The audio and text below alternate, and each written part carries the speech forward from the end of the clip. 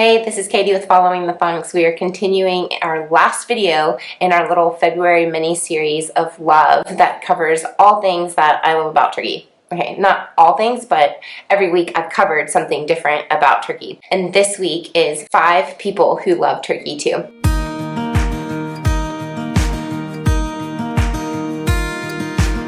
If you are just now tuning in, we are an American expat family that are living in Izmir, Turkey. We like to share our expat lives, things about Turkey, and a lot of travels along the way. If you want to learn more about our family, you can always revisit some old videos. I want to mention that we have a newsletter. For the month of February, I actually have a free print. They are Turkish words for love, hope, and faith. This is the first of the series that you're watching. I want to mention that there are 3 other videos. This is a 4-part series. Make sure to check out the 5 things that I love about Turkey, the 5 foods that I love in Turkey, the 5 places that I love in Turkey, and if you like them, please share them with a friend. Not too long ago, there were a couple of articles that came out. One was in the Daily Sabah Turkish newspaper, which was pretty cool, but in this blog article, in this newsletter, I'll link them below, they actually talked about 10 people that you should follow to learn about Turkey. That got me thinking, while I follow lots of people and some of these people didn't actually make it into the list, while it's taken me a really long time to get to it, I am excited to share some of my top 5 people. I really had like a list of 15 just because I am blogging and I am doing video. I love to find other people. I'm only limiting it to 5 today, but it doesn't mean that I don't have more to share with. So let's get started. My number 1 is a website called Cappadocia. It's run by a couple Americans, but it was started by this guy, Duke Dillard. Through their time living in Cappadocia, they started a blog. Truly had this desire to share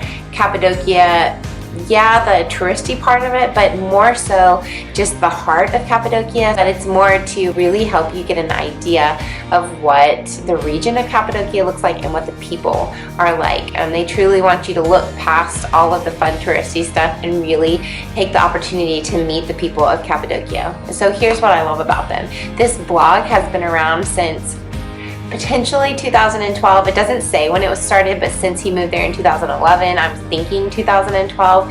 And since Jason and I went to Cappadocia together for the first time in 2014, this is when I found his website. So I've been following along since 2014. So it is a decade, almost a decade worth of content. And these people know their stuff. They know Cappadocia because they live there and they know the people that they're talking about. Another thing I like about them is they truly challenge you to take the road less traveled by. They desire for you to truly get to know what Cappadocia is, not just as a tourist destination, but what it is culturally here in Turkey. The last thing that I like about them is they have taken all of this incredible information that they have on their website and turned it into a book. This book is called Captivating Cappadocia, a comprehensive guide to the heart of Turkey. It is worth every single penny that you spend on this. They have a hardback or a paperback version as well as a Kindle version. Every time we go to Cappadocia, I re-look through this book. There's just so much good information and there's always something new to try. The second couple that I want to mention is Julia and Barry from Turkey for Life. This couple came to Turkey for the first time in 1998 and then after a few vacations decided to permanently move to Fethiye. So now this couple has been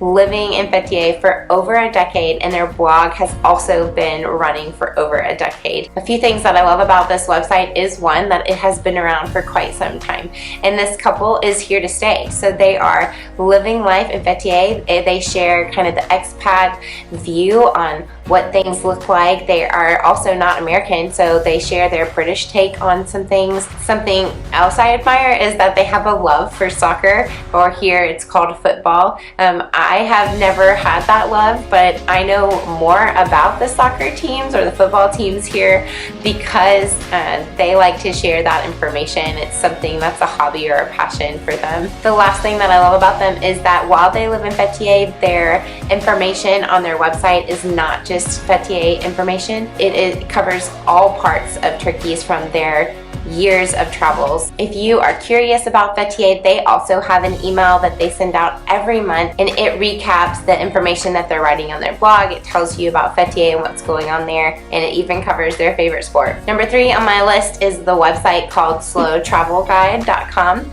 It is run by a Belgian couple who moved here a few years ago. This couple is like the dynamic duo. One's a photographer and one's an amazing copywriter, and they have just used their skills and blended them together and created this crazy awesome website that you can even plan your trips to Turkey through it. So what do I love about them? Each one of their articles is well researched. They have been to where they're going.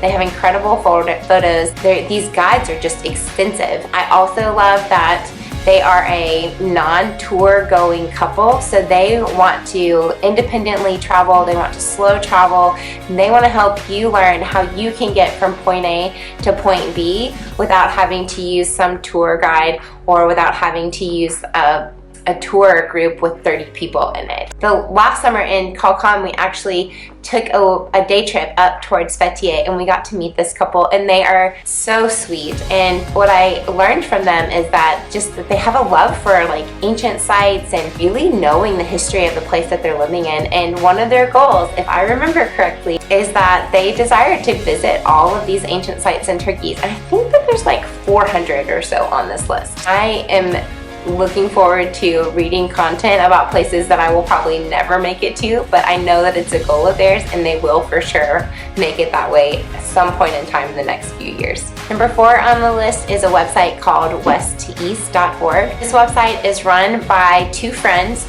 who have lived in the eastern part of Turkey in Adana for several years now. These writers also contribute to another website called exploreadana.com. Here are a few things that I really love about these writers, but also about this website is, 1, they cover the eastern part of Turkey, and I don't know of a lot of websites or expats that cover that area. There are people who live out in the eastern part of Turkey, but not many share their expat lives. They have a grasp of the culture and just being able to display, explain, I think transform it into words and pictures so that those of you who don't know anything about Turkey can really understand what it looks like to live here or what it looks like to be a Turk. Talking about the foods to different holidays or events to even talking about the different historical sites that are located around Adana. I really love seeing what they have to write because they've lived here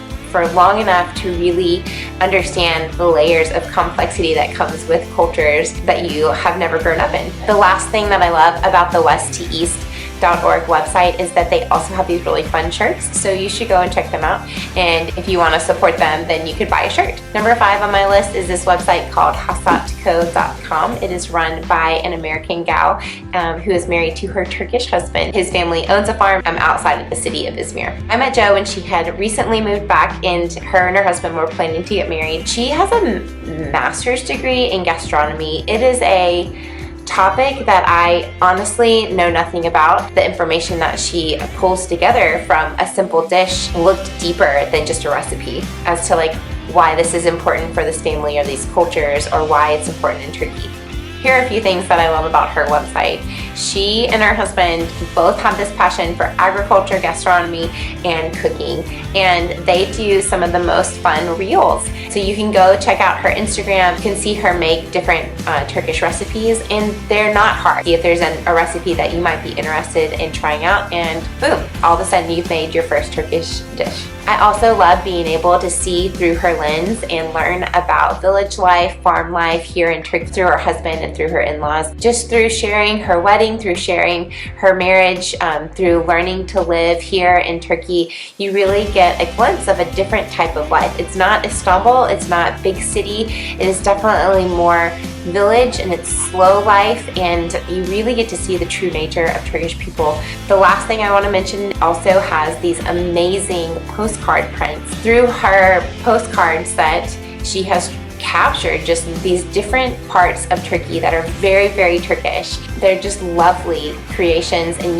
I actually have all of them framed in her house. She also has prints that have different Turkish recipes on them. I think there's 4 now. You can go to her website and check out her shop if you're interested in getting a print. Those are my top 5. This list of 5 is just 5. On Tuesday, my blog post will come out that kind of matches my YouTube videos, and in that blog post, I'm going to name an additional 5 people that I love. So you can check that out on Tuesday. I always love to hear what you have to say, so please leave a comment below and let me know if you follow anyone else in Turkey. Next month, for the month of March, we're actually focusing on learning about our family and why we're here. You can always learn more in our archived podcast. Jason and I documented our transition from the States, moving all the way to Turkey in a 50-episode podcast called Funk Travels. As always, I hope you have a great week, and I will see you next time. Bye!